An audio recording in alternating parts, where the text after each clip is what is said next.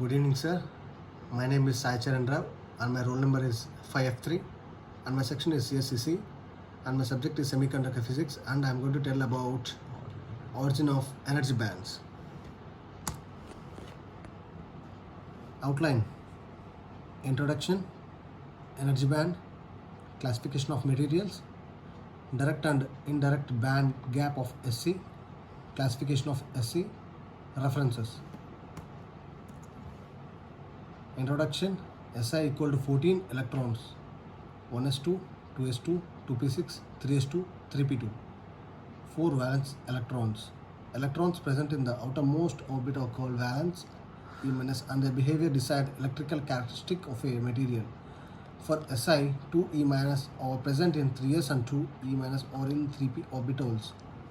Consider n Si atoms which are far apart from each other so that the interaction between them is negligible. In this, 2n E minus occupy the 3s level and 2n E minus in 3p level. When the atoms are brought to closer, the interaction between increases and they now form an electronic system. The electronic system should obey Pauli's exclusion principle, which states that number 2 E minus or in the system can have same amount of energy. To obey this, 3s and 3p level split into multiple levels so that each E minus can occupy a distinct energy level. When interatomic distance is further reduced, the 2n S level and 6n P levels combine into a single band. And lattice spacing: single band is split into two bands, with upper band containing 4n and lower band with 4n levels. At 00K E minus possesses lowest energy. They fill up valence band and conduction band remaining empty. Here's the energy band theory. Their important energy bands are valence band, conduction band, and forbidden band. Valence band: band of energy level which are closer to nucleolus, and E minus in valence band expends a strong force of attraction from nucleolus and it can't move freely when external electric field is applied. It is called bounded electron. Conduction band: bond of energy levels which are far away from the nucleolus. The conduction band is a band of orbitals that are high in energy and generally empty. And E minus in conduction band has weak influence of nucleolus and hence it can move free under the effort of applied electric field and thus it produces current. It is called free electrons. Forbidden band or it can be called as energy gap.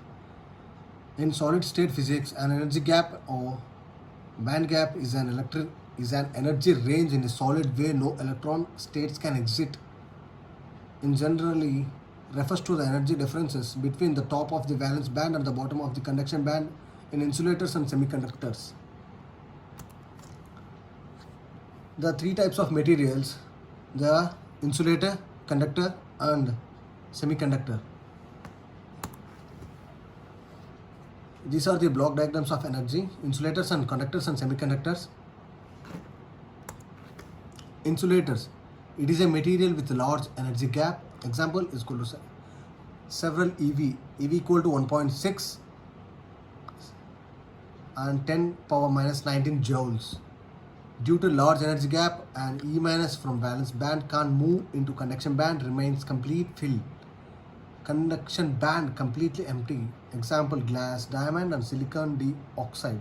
Energy gap is diamond is 6 EV. Conductors: it is a material having zero energy gap. The material in which conduction and valence electrons can move valence to conduction band without requiring thermal energy. The overlapping indicates a large number of electrons available for conduction. Hence, the application of a small amount of voltage results in a large amount of current. Example: all metals. Best conducting materials are silver is best and copper is second best. Sorry for wrong spelling of copper. Semiconductors: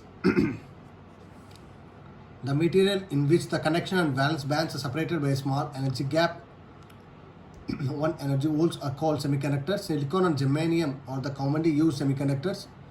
A small energy gap means that a small amount of energy is required to free the electrons by moving them from the valence band into the conduction band. The semiconductors behave like insulators at 0K because no electrons are available in the conduction band. If the temperature is further increased, more valence electrons will acquire energy to jump into the conduction. If a valence receives sufficient thermal energy, it can move into conduction band, leaving a vacancy in valence band, which is called hole, and therefore if one E power E minus is sufficiently thermally energized, it creates a pair of free E minus and hole. This process is called carrier generation. Carrier generation can happen due to thermal excitation, photo excitation, electrical excitation and impact ionization. Example, T equal to 1.21 minus 3.6 star 10 power minus 4 T for silicon. Example, T equal to 0.785 minus 2 power 23 star 10 power minus 4 T for germanium. When external electric field is applied, free electron travels within conduction band producing electron current, whereas hole travels in valence producing hole current. The total current will be sum of free and hole current. I total equal to I free e power minus plus a hole. As temp increases, free e power minus and holes will increase and conductivity increases. Thank you.